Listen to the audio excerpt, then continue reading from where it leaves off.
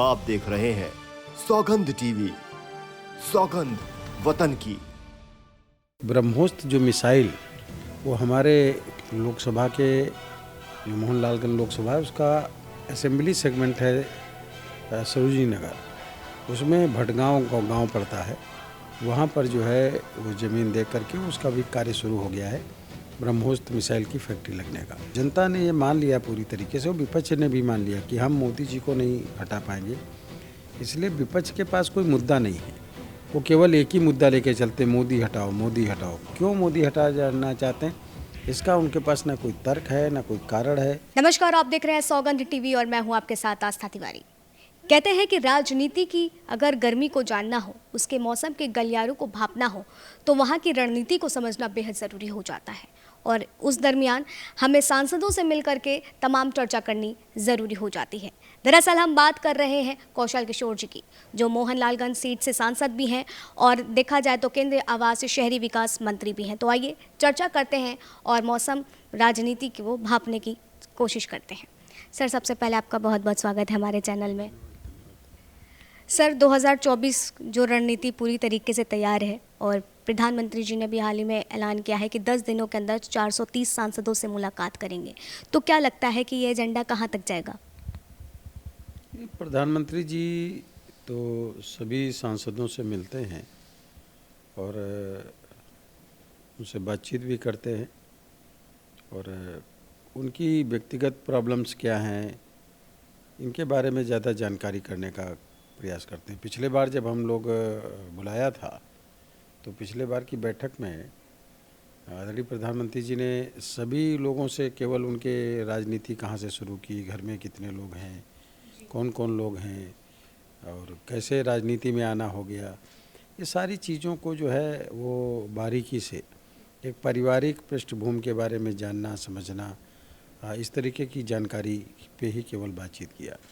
तो मैं समझ रहा हूँ एक तरीके से वो एक सांसदों से एक पारिवारिक लगाव रख करके बातचीत करने का काम करते हैं। ये प्रधानमंत्री जी की जो है जो तरीका है, मैं समझ रहा हूँ मानवीय तरीका है और बहुत बेहतर तरीका है, जिससे ही प्रधानमंत्री जी इतना ज़्यादा लोकप्रिय हैं कि लगभग सभी लोग माननीय प्रधानमंत्री जी को बहुत पसंद करते हैं।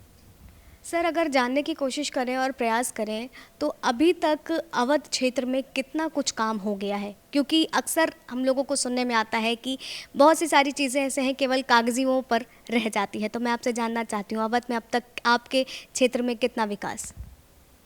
देखिए, कोई काम कागज़ पे नहीं है, सब प्रैक्टिकल में है। अगर उसे पूरा होने में कहीं कोई कसर रह गई है तो उसका थोड़ा टाइम बढ़ा है, लेकिन उसको पूरा किया गया है। तो अगर चाहे अवध क्षेत्र हो चाहे पूरा देश हो, अगर हमारे डिपार्टमेंट की तरफ से लें तो जो स्मार्ट सिटी चुने गए हैं वो 2023 तक लास्ट तक पूरे हो जाने, कंप्लीट हो जाने। अब तक 3.5 करोड़ लोगों को आवास पूरे देश में दिए जा चुके हैं। करीब लगभग 10 करोड़ यानी 9 करोड़ 60 लाख महिलाओं को लगभग गैस सिलेंडर चूल्हे मुफ्त में दिए जा चुके हैं। ऐसे ही 10 करोड़ से ज़्यादा किसानों के खाते में 6-6 हज़ार रुपये पैसा प्रधानमंत्री जी की वजह से जाता है। 80 करोड़ जनता को मुफ्त में राशन आज भी मिल रहा है।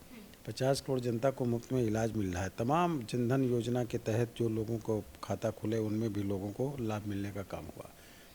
तो जैसे सौभाग्य योजना, इसके तहत जो है पूरे देश के अंदर जिन लोगों पहले से थे बसे हुए और गांव-गांव में अगर उनके पास बिजली नहीं थी तो गांव का विद्युतीकरण हुआ और मुफ्त में बिजली का कनेक्शन दिया गया।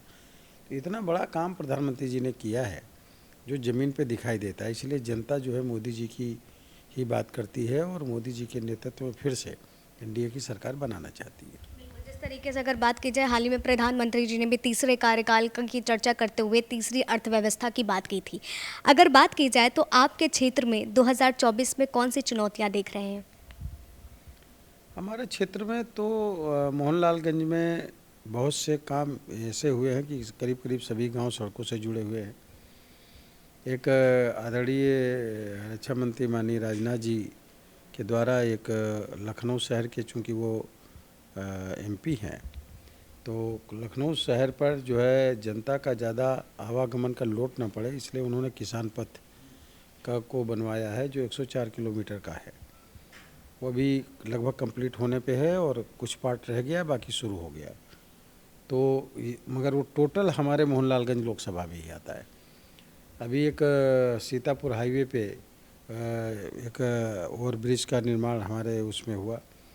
एक एयरपोर्ट जो है चौधरी चरण सिंह एयरपोर्ट पे, वहाँ पर भी एक एयरपोर्ट उसमें ओवरब्रिज का निर्माण हो गया। इस तरह कानपुर रोड पर बड़े तेज़ी से निर्माण चल रहा है एक हाईवे से जोड़ करके। और एक ब्रह्मोस्त्र जो मिसाइल वो हमारे लोकसभा के जो मोहनलालगंज लोकसभा है उसका असेंबली सेगमेंट है सरोजिनी नगर, उसमें भटगांव गांव पड़ता है। वहाँ पर जो है वो ज़मीन देख करके उसका भी कार्य शुरू हो गया है ब्रह्मोस्त्र मिसाइल की फैक्ट्री लगने का।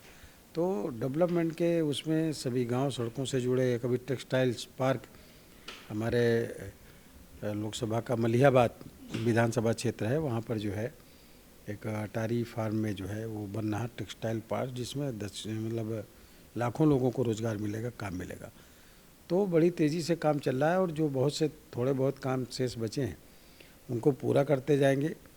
लेकिन डेवलपमेंट कितना भी होता चला जाए, ये तो जनता में जैसे जैसे आगे समय आता जाता है वैसे विकास की ज़रूरत और पड़ती जाती है। और वो विकास के कामों को पूरा करने का काम आदरणीय प्रधानमंत्री जी ने जो स्लोगन दिया है, सबका साथ सबका विकास, सबका विश्वास और आत्मनिर्भर विकसित भारत बनाने का सबका प्रयास, तो उस पर लगातार काम हो रहे हैं। और मैं समझ रहा हूँ कि जनता की समस्याओं को हम लोग लगातार हल करने का काम कर रहे हैं। सर, आपने चर्चा करी सबका साथ सबका विकास की, तो मैं आपसे जानना चाहूँगी अगर दलित वोटों को भांपने की कोशिश की जाए, क्योंकि एक तरफ मायावती भी हैं, कहीं ना कहीं अगर वो विपक्ष से जोड़ती हैं तो 2024 में ये खतरा हो सकता है? नहीं नहीं नहीं, देखिए अभी 2019 के चुनाव में मायावती जी और समाजवादी पार्टी का गठबंधन था, तब भी 80 में हम 64 सीटें जीत करके आए। इससे बड़ा अब कोई और हो नहीं सकता। जनता ने ये मान लिया पूरी तरीके से, और विपक्ष ने भी मान लिया कि हम मोदी जी को नहीं हटा पाएंगे। इसलिए विपक्ष के पास कोई मुद्दा नहीं है, वो केवल एक ही मुद्दा लेके चलते, मोदी हटाओ मोदी हटाओ। क्यों मोदी हटा जाना चाहते हैं, इसका उनके पास ना कोई तर्क है ना कोई कारण है। जनता पूरी तरह ये समझ रही है कि 80 करोड़ जनता को जो मुफ्त में राशन दिया जा रहा है विपक्ष को परेशानी है, 50 करोड़ जनता को जो इलाज दिया रहा है उससे विपक्ष को परेशानी है, जो सुविधाएं गैस सिलेंडर की या बिजली के कनेक्शन की या किसानों की किसान निधि की या लोगों को आवास देने की, ये जो सारी सुविधाएं दी गई हैं, इससे विपक्ष तिलमिला रहा है कि ये सुविधाएं क्यों दी गई। ये जनता के बीच में अपने आप में संदेश है। इसलिए जनता मोदी जी के साथ खड़ी है और विपक्ष फिर मुँह खाने का काम करेगा। कौशल जी, जैसे आपने जो है एक सहकारिता प्रोग्राम में आप शामिल हुए थे और वहाँ पर 15 से 20 बार बिजली कटी थी। आप कह रहे हैं इतना विकास हुआ, लेकिन कहीं ना कहीं यूपी में बिजली की कमी को देख रहे हैं। उत्तर प्रदेश में बिजली की कमी नहीं है, लेकिन वो कुछ प्रॉब्लम्स वहाँ रही होगी, इतने बार बिजली कटी, सही बात है। कुछ इस पीरियड में वहाँ पे उत्तर प्रदेश के अंदर बिजली की जितनी डिमांड की ज़रूरत थी वो जितनी बिजली हमारे पास सरकार के पास मौजूद थी। कहीं ना कहीं गर्मी के पीरियड में फॉल्ट होती है, जिसकी वजह से कहीं ना कहीं कोई प्रॉब्लम आ जाती है।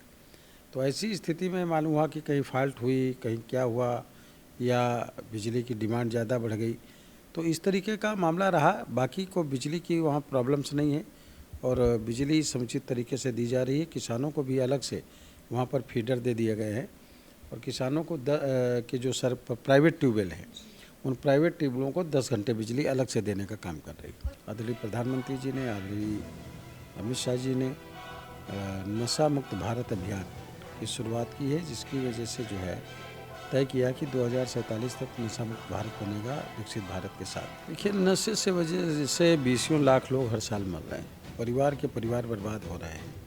और विकसित भारत, आत्मनिर्भर भारत बनाने में नशा सबसे बड़ी बाधा है।